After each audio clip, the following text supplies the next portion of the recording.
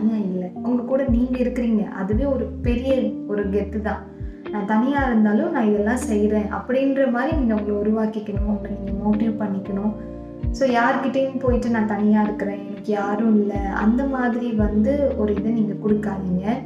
நீங்கள் தனியாக இருக்கும்போது நிறைய புக்ஸ் ரீட் பண்ணுங்கள், நீங்கள் தனியாக இருக்கும்போது நிறைய சாங் கேளுங்க, நீங்கள் தனியாக இருக்கும்போது உங்களுக்கு பிடிச்ச விஷயங்களை நீங்கள் பண்ண ஆரம்பிங்க. எப்போ நீங்கள் அதெல்லாம் பண்ண ஆரம்பிக்கிறீங்களோ அப்போ உங்களுக்கு டைமே பத்தாது, அந்த அளவுக்கு உங்களை பிஸியாக்கிடும்.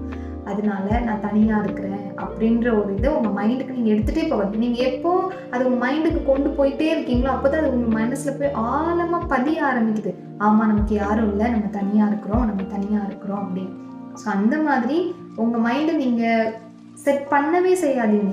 நான் தனியாக இல்லை, இந்த தனிமையில் இருந்து தான் நிறைய பேர் பார்த்துருக்கீங்கன்னா சக்ஸஸ்லாம் சாதிச்சிருக்காங்க. யாரும் ரொம்ப குரூப்பிசமாக இருந்து அப்படிலாம் வந்தவங்க கிடையாது.